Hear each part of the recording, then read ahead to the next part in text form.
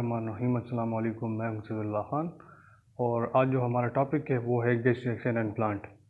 Gas exchange and plant का जो मतलब है वो ये है कि जो पौधे होते हैं, जो प्लांट होते हैं, उसमें गैस एक्सचेंज किस तरह होता है, यानी जो कार्बन डाइऑक्साइड और ऑक्सीजन का जो तबादला है वो प्लांट में किस तरह होता है और किस मकसद के लिए होता है। जिस तरह हमने पहले टॉपिक में कहा था कि जो गैस एक्सचेंज है वो प्लांट में किस पर्पसेस के लिए होता है, किस मकसद के लिए होता है, किस और एनिमल में जो है वो किस मकसद के लिए होता है। लेकिन आज जो हमारा पर्टिकुलर जो ख़ास टॉपिक है वो सिर्फ गैस एक्सचेंज प्लांट में है। हम आज सिर्फ प्लांट को स्टडी करेंगे कि किस तरह जो है प्लांट में गैस एक्सचेंज होता है, किस मकसद के लिए होता है।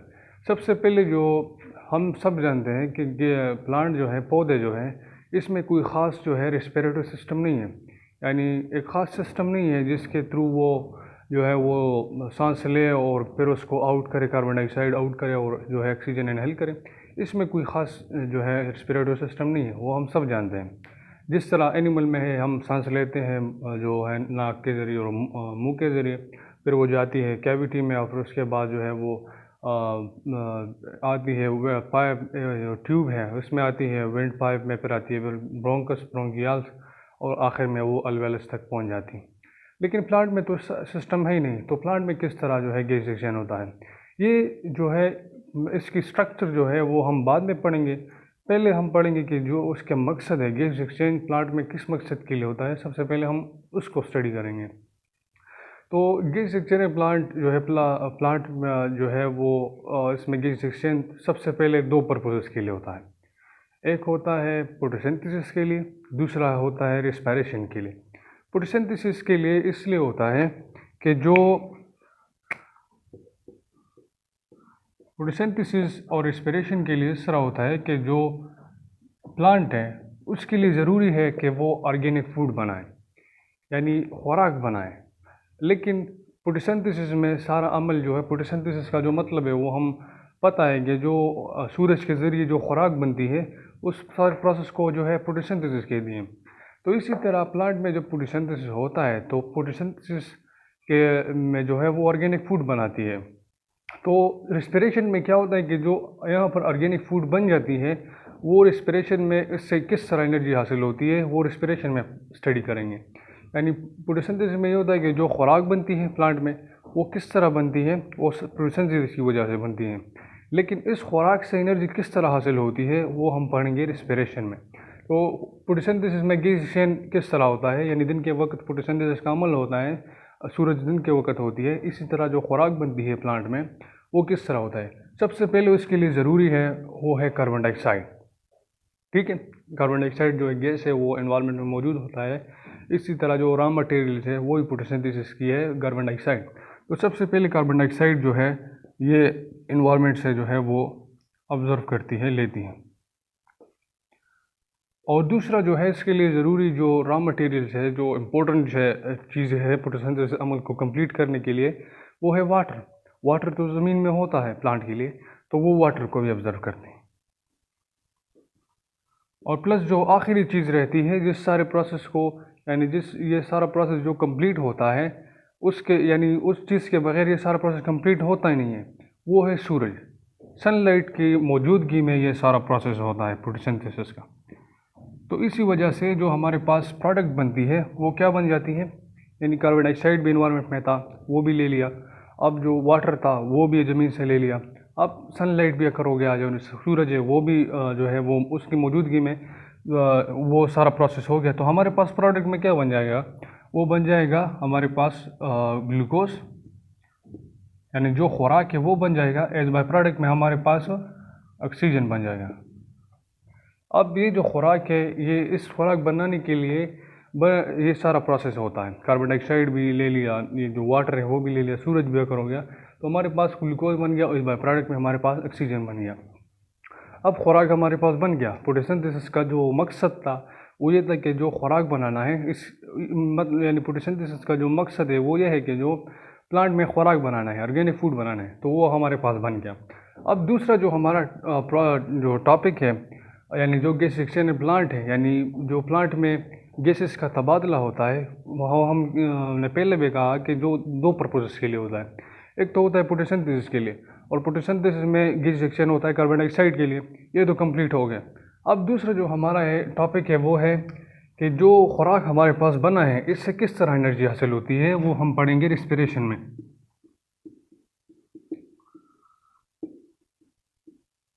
अब हमारे पास जो खुराक बना है यहाँ पर, ये खुराक बना है, इससे किस तरह एनर्जी हासिल होती है वो हम पढ़ेंगे रिस्पिरेशन में। हम यहाँ पर लिखते हैं कि जो हमारे पास खुराक है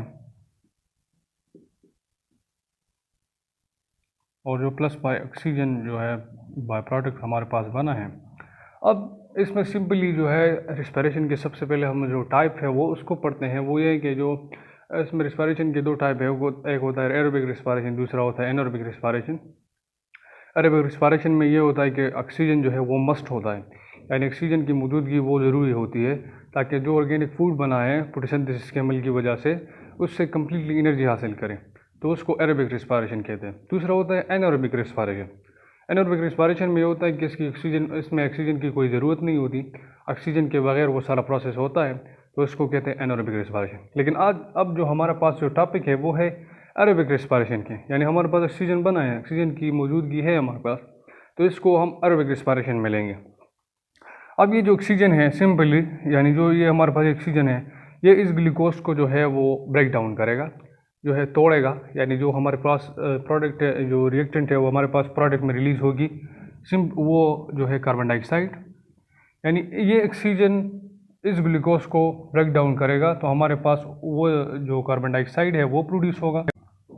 हमारे पास जो खुराक बना है, ऑक्सीजन जो है सारा प्रोसेस हुआ, तो हमारे पास यहाँ पर एटीपी जो एनर्जी थी वो रिलीज़ हो गई, यानी कार्बन डाइऑक्साइड भी रिलीज़ हो गई, वाटर भी रिलीज़ हो गई, प्लस हमारे पास एटीपी यानी जो एनर्जी थी वो रिलीज़ हो गई।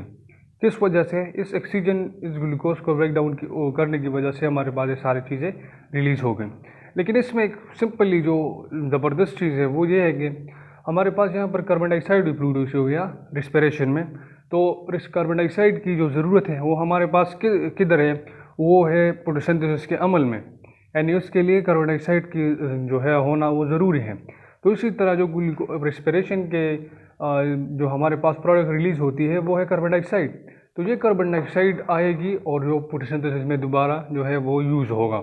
इसी तरह जो वाटर रिलीज़ होगा वो भी सारा होगा, लेकिन जो एनर्जी है उसकी सिर्फ फॉर्म जो चेंज हो गई, यानी जो सोलर एनर्जी की जो फॉर्म थी वो आई, और सबसे पहले आ गई केमिकल एनर्जी में जो ग्लूकोज है, और उसके बाद जो है वो रिलीज़ हो गई मैकेनिकल एनर्जी में, वो जो है रिलीज़ हो गई।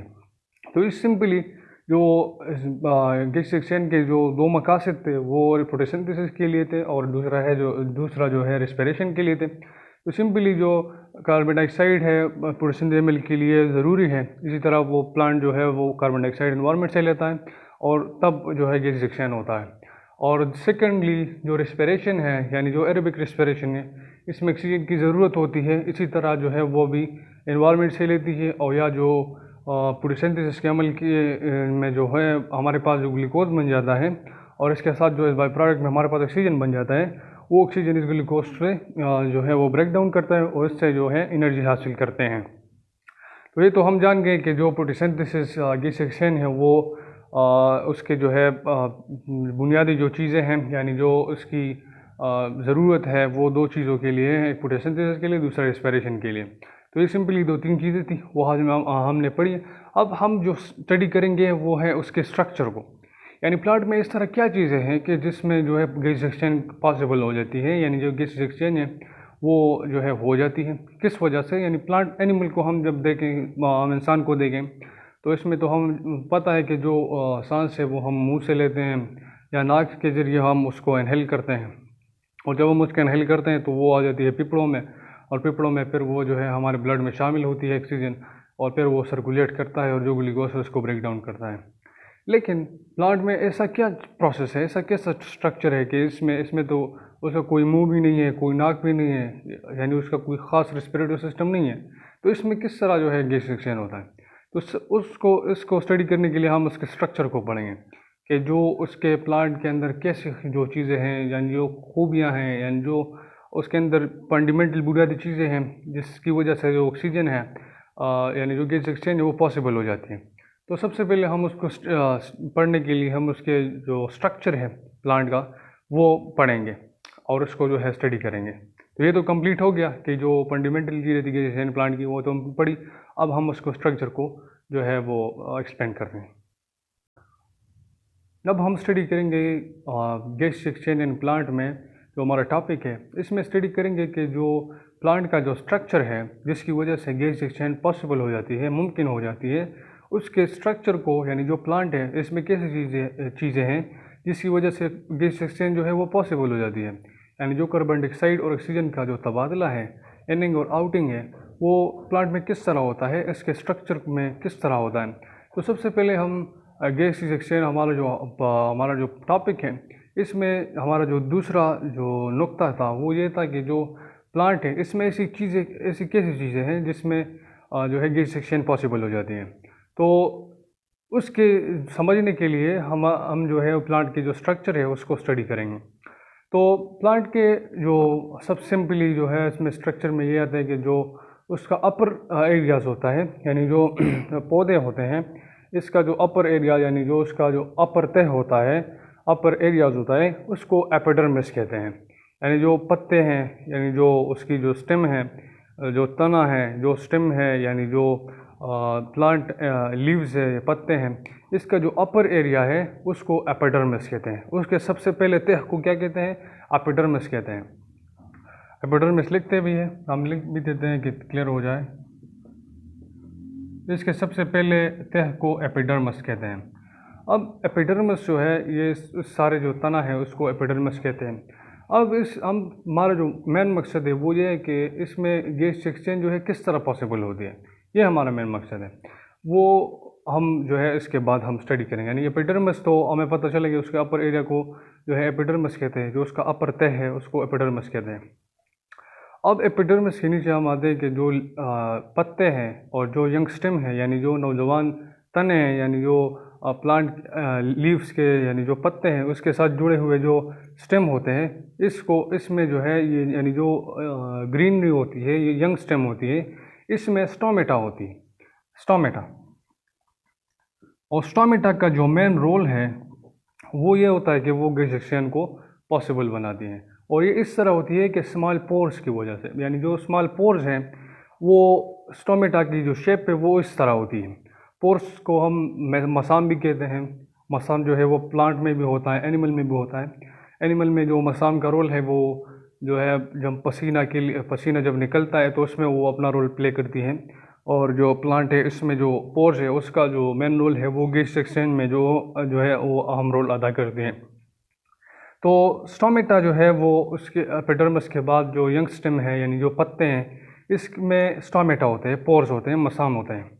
इसी तरह जो गैस एक्सचेंज है वो इस स्टोमेटा की वजह से वो जाती है और जो उसके अंदर जो सेल्स हैं उसमें जाती है और जो माइटोकॉन्ड्रिया है यानी एरोबिक रेस्पिरेशन में वो जाती है और वहाँ पर जो है एनर्जी जो है रिलीज़ कर जाती है। तो वो सारा जो रोल है उसमें जो है वो स्टोमेटा का है। अब पत्ते भी जो उसके अपर एंड है, जो अपर एरिया है उसको एपिडर्मिस कहते हैं। और जो यंग जो है यानी जो जवान पत्ते हैं और यानी जो उसके जो ग्रीनरी जो स्टेम होती है, तने होती हैं, इसमें जो है स्टोमेटा होती है और स्टोमेटा की वजह से ये गैस एक्सचेंज है जो है वो पॉसिबल बन जाती है।